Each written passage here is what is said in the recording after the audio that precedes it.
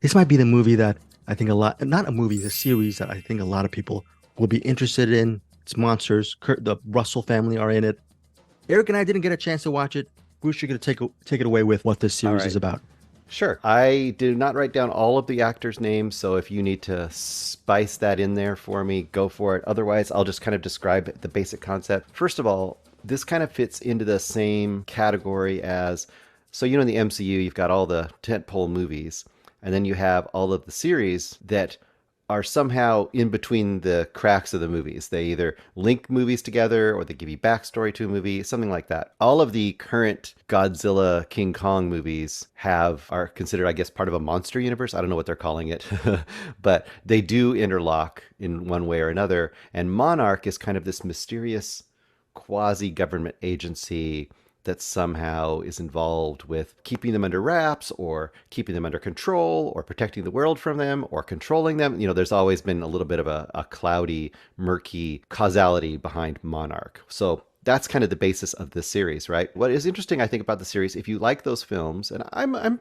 fan up or down on those movies, they're all fun or better. I think they're good to great. If you like those kind of movies, this is going to give you some good stuff too. Basic concept, you have two groups. You have a present and a past group. The most notable cast member here is going to be, or cast members are the Russells, right? So you've got Wyatt Russell and Kurt Russell, and Kurt Russell plays the older version of Leland Shaw, and Wyatt Russell plays the younger version. Throughout the series, you're going back and forth. So in the current day, which is, I think, I didn't write it down, but I think it's like 2015-ish, right? So it's about just after kind of the first Godzilla movie in the recent round. This young woman who was in that destructive event, her dad has gone missing, and she goes off to Japan, to where, never having visited his homeland, to go find him because she has these keys and she has some information about where he might be. She gets there only to discover he had a second family. Uh-oh. He had two families. That was weird. And then on top of that, he was somehow involved with Monarch, which she knows nothing about. The minute she starts using the information she's getting, Monarch is somehow tapped into it, and they're trying to track her down because they know that she's got some stuff that they want. This sounds very interesting, like really Yeah. well written.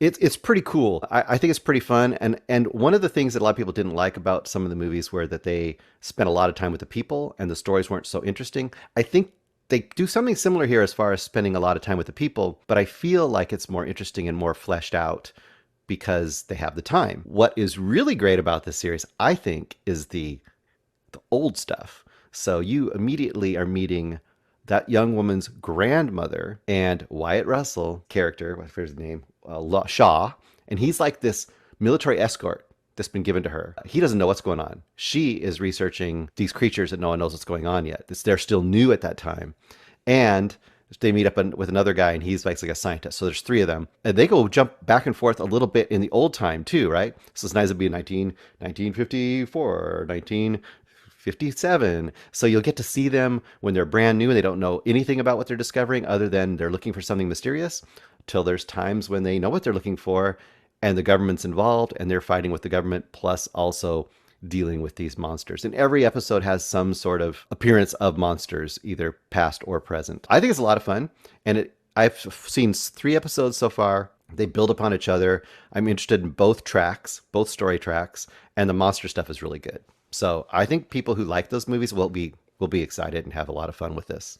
So no disappointments, meaning will there be people who might be disappointed because it's just a lot too much story for them, where they want something more of a creature feature thing, or They not because it's might such a be. okay. They might be. I could see that. I think if you're into the movies, I think you'll be into this. If you were like, I watched the movies, and the only one I liked was Kong versus Godzilla or Kong Skull Island because those are the kind of the most action packed of the bunch, then you might be like, too much story. Yeah, I think it's worth giving a try no matter what. I think a couple episodes in, if you're not in, don't go for it. But I'm still in. I'm going to watch the rest. If I hadn't had all these other movies to watch, I would have continued and finished the series. So it was almost a bingeable experience for you, pretty much, barring all those Yes. movies. Okay.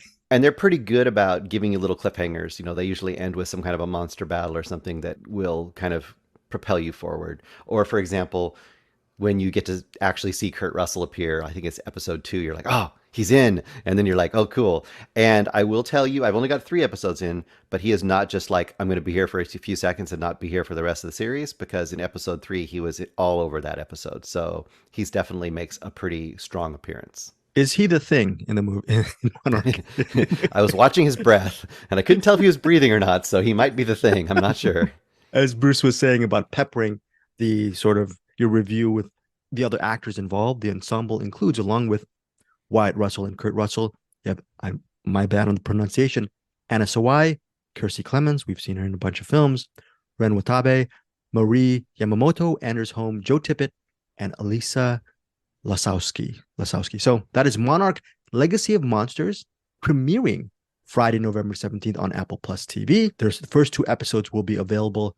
Bruce is one of the select few in the universe who has about 8 episodes involved. So he's what does it feel like to be one of the Apple TV Plus's gloried ones, I Bruce don't know, Purkey? man. If anyone wants any secrets, you might have to. I'm not going to say anything, but envelope slides under the door. I might be able to give you some clues.